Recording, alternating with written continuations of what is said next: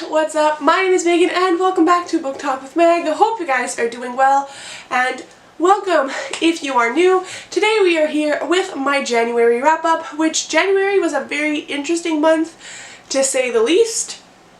I read a lot of books that I really enjoyed. A lot of them were rereads. I found some new favorite books and sadly had a few disappointments here and there throughout the month. If we want to talk statistics, I read 11 books this month, which 9 of them were physical, 1 of them was an audiobook, and 1 of them was an ebook. I read, I believe it was around 2,890 pages total for this month, which is great, and I think that's all the stats I have for this month. But anyways, it was a great reading month. So the way I want to structure my wrap-ups for 2020 is going from the book I loved the least to the book I enjoyed the most. Also, if you guys are looking for like mini reviews of books, I do that all the time before maybe purchasing or borrowing from the library. There will be timestamps in the description box for every book, so if you want to skip to a certain book and see what I thought about it, you are more than welcome to. So without further ado, let's hop on in. One last thing I do want to mention are my star ratings. My star ratings go from 3 stars to 5 stars, so there's no 1 or 2 stars, which they're very rare for me anyways, but being more critical of my reading, there are a little bit more 3-star books than the usual. The first one I want to talk about is a very random book, and it doesn't really have to do with any of the books I actually usually read. It was purchased on my Kindle, and it's called Confessions de Narcossity, and it is a French book.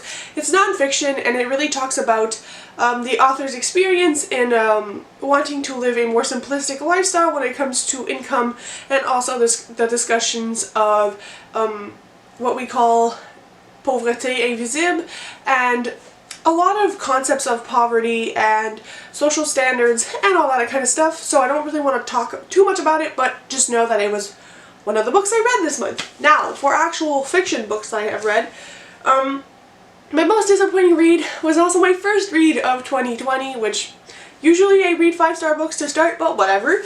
And that is a graphic novel, Moonstruck, which I've heard so many people really enjoy. This is the first volume. It's magic to brew.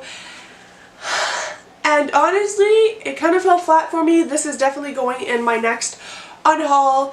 I really did like the illustrations in here. I feel like that is a very strong point, as well as the diversity in the characters, and not just because they're not actually human, but because of the sexual and kind of like racial diversity that is talked about in here.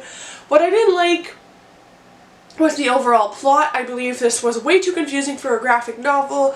It's kind of like a bunch of ideas were thrown together but not really coherent in any sort of manner.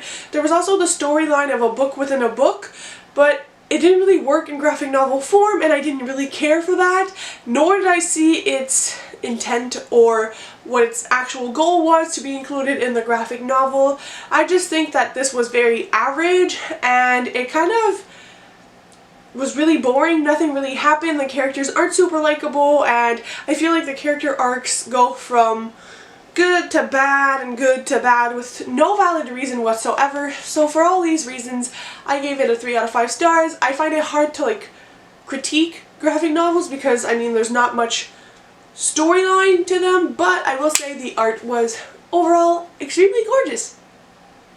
The next book I want to talk about is actually my audiobook that I listened to for the month, and it's like super short. It's just like while I was commuting, and it is Evidence of the Affair by Taylor Jenkins Reid, which was my first book from them. I know it's not their most popular book. It's not even like a physical book. It's either ebook or audio. I gave it 3 out of 5 stars as well. I think that the audiobook narrators were fine. It's kind of like a full cast. This story basically follows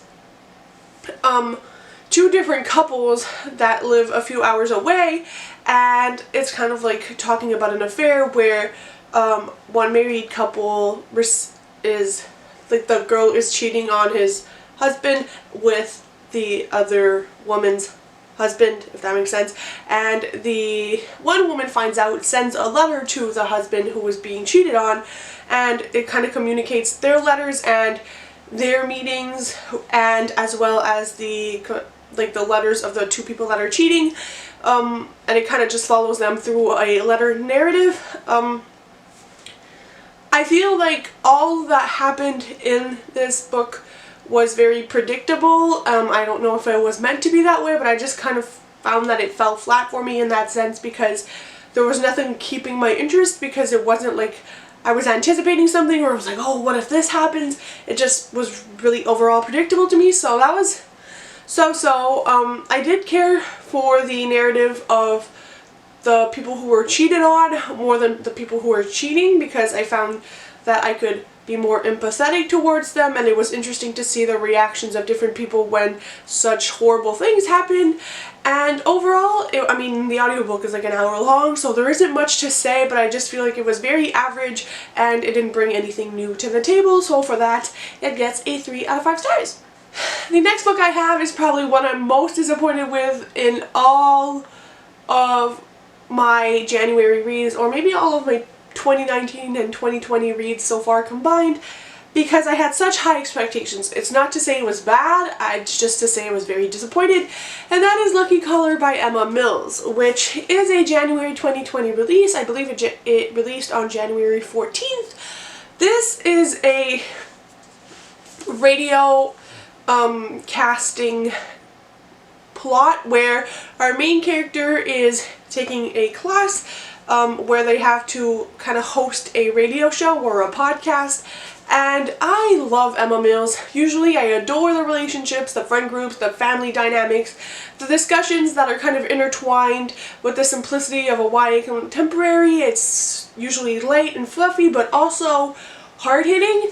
That was not it. I had higher expectations for a plot line where a radio show was involved because of this gem right here, which does the podcasting class so well, so this fell flat for me. I did not enjoy the friend group. I don't think they were explored very well. I don't think their relationship was that believable, and I don't feel a real bond between them, which is kind of like one of the biggest parts of the story, so I found that unfortunate. Also didn't really care for the element of the radio, because it's supposed to be like the driving force of the novel, where things kind of happen and it's supposed to be like a plot device, but things were also very predictable in this book, and I didn't have a what factor. There was nothing. It was just kind of like a flat line, a little bit of a plot, and then it kind of fell back.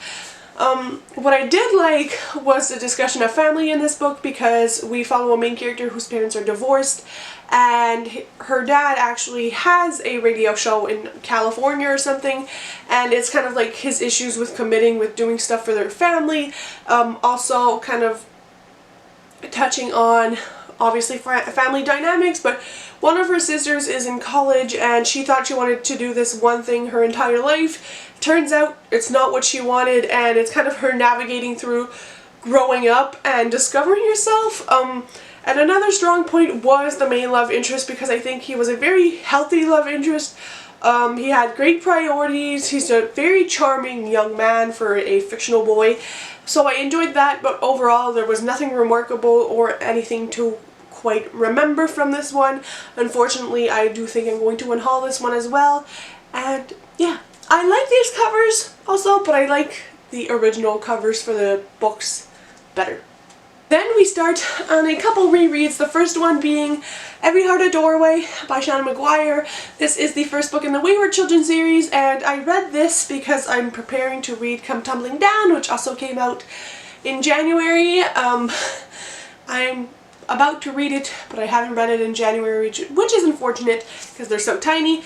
But if you guys haven't heard all the rave about Every Heart a Doorway, it follows a home for wayward children, which are basically children, for example, like Alice from Alice in Wonderland, or the children from Narnia who went to another world and came back and then have to cope with it. The children in the Wayward Children series, for the most part, are children who want to go back to their worlds because they feel more at home than in our world, and it's kind of like the grieving and coping process of being brought back to a place where you don't feel like yourself. There's a lot of discussion on identity, sexuality, a lot of sexuality like rep in here, and just like the effects of not being understood or having societal pressures put onto you. So it's really interesting to have that in a fantasy setting.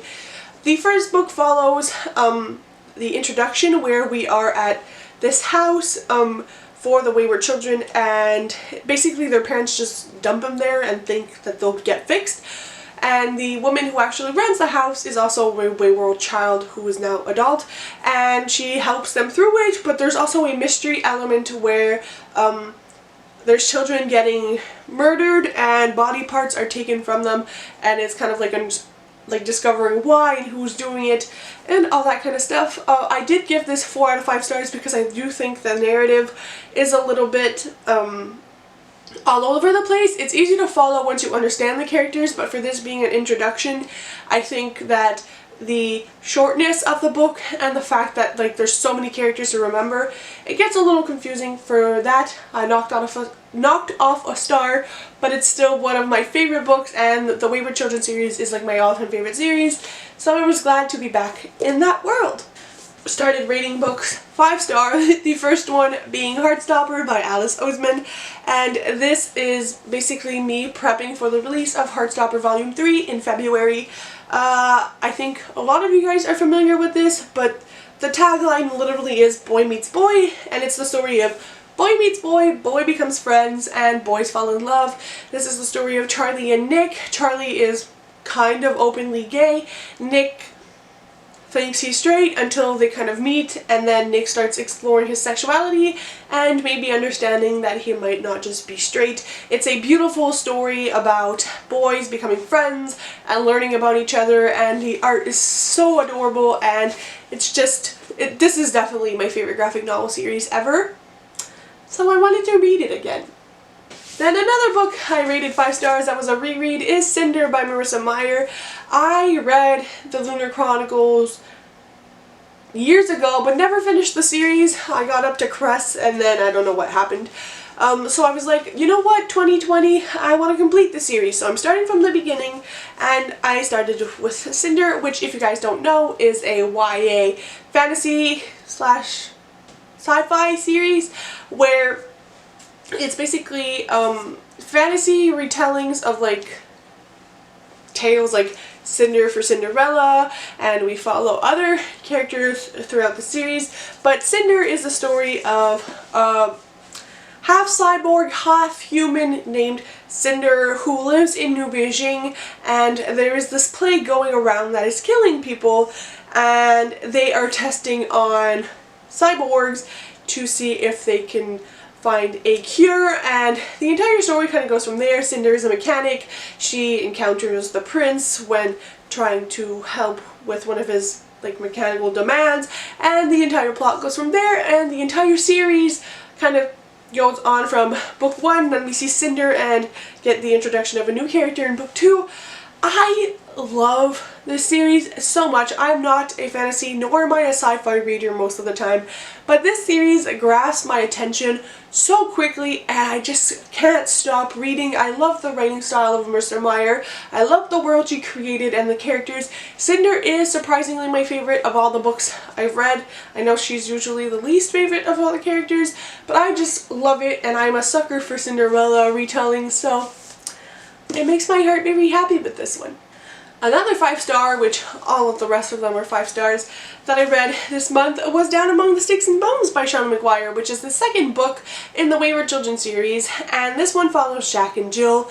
I don't want to say too much, but basically this is Jack and Jill in a very creepy, gory kind of world before they are sent back to the Wayward Children house. So it's basically kind of like a prequel where we see their story in their world in the moors, and this is my favorite book in the series. I stand by that. Maybe Come Tumbling Down, which I changed my mind, but I just love this so much. I don't want to spoil anything, but read the series, you guys. It's incredible, and I really like the logical and creepy side of this one, so yeah.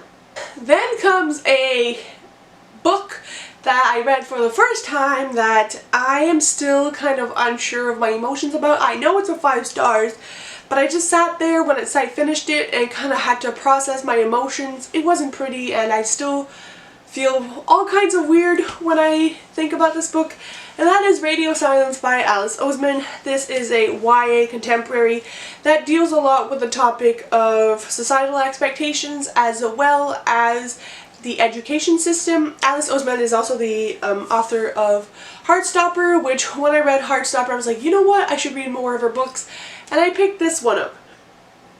This is a life-changing book, but also a very emotional book because it tackles so many subjects, and I think you just need to read it to understand. But I really loved the writing. I adore the characters and every hurdle they go through. Our main character is one that has a lot of pressure on herself to succeed in school. She has this head girl mentality where she needs to always be studying or doing things to get into college, and she's just focused on that all the time. And as the story progresses, she meets people who makes her rethink the education system and her life, basically. There is also Radio Silence, which is a radio show slash, I don't know if it's like a YouTube why am I not remembering, but it's basically like a platform with a story, and the creator is anonymous, and we follow our main character and her passion for Radio Silence and that kind of geeky fandom side to it, and everything kind of collides together at one point in the novel.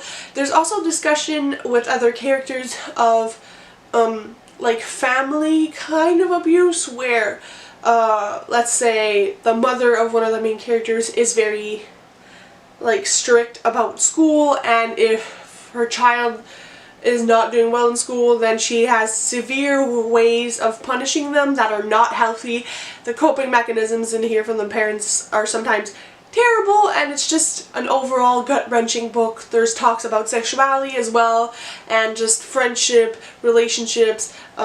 It's a lot to take in, but it's a beautiful, beautiful book, and I think it's worth the read 100%. So, I really love that one. But it also makes you a little bit emo, so read something happy after that. That's my advice. We then have a reread of one of my favorite books of all time, which I'm so happy I reread, and that is The Thing with Feathers by Michal Hoyle. She is not a super well-known author, but she is, I believe, an English teacher, and she has 2 books out, this one and another one on my shelf. Why can't I remember its title? Meet the Sky. This one remains my favorite. This follows a young girl named Emily, and she has epilepsy, which it's the first time I've seen this in a book. I don't know how accurate the representation is, but from what I understand, people say it is very accurate. And she has always been homeschooled. She also has this dog, which he kind of monitors her seizures and to see if she's okay. And obviously she's followed by a psychiatrist and a doctor, and at the start of this book, both her psychiatrist and her mother believe it's time for Emily to actually go out and venture out into the high school world, where Emily freaks out. She has always been homeschooled. She doesn't want to tell people about her chronic illness, and it's kind of like her being forced into the world and her adapting. It's also a lot about grief because Emily lost her father a few years ago, and her mother is slowly starting to move on and kind of regain her composure and wants to start dating again and seeing people, and Emily has to cope with the change. She also has to cope with how to balance chronic illness and kind of regular teenage life. She starts meeting new friends, and there's also this element which I love where Emily takes an English class and she has to study the poems of Emily Dickinson, which it's, funny because our main character is named Emily, and all the chapter headers are parts of poems or literature of Emily Dickinson. One of my favorite parts has to be the companion dog in here because it's fabulous to see the interaction between the main character and the dog, but also the main love interest in here because one, he's the sweetest little boy ever. I adore him. And also because of the respect and kind of the plot line that isn't so perfect. Emily really struggles discussing her epilepsy, and it takes a while for her to open up to people, and it's kind of like the repercussions on that with her relationships and her friendships. Just, if you guys are looking for a hard-hitting but also beautiful contemporary, pick it up. And the last book I have to talk about was a first-time read and will stay with me forever, and it is now one of my favorites of all time, and it is A Heart in a Body in the World by Deb Kaladi. This book, I can't believe it sat on my shelf for so long. I want to cry every time I think about this book, but also am very grateful that it exists because I think I needed it. This touches on a lot of different topics that are very relevant in the United States, but also in Canada and a bunch of other places. And it kind of touched on some personal experiences that I have had, which I've never seen portrayed in a book before, and it kind of took me aback. When I started reading this book, I was a page and a half in, and I was like, that's it, I need my little tabs, because it like got me right in the gut, and I did cry while reading this book.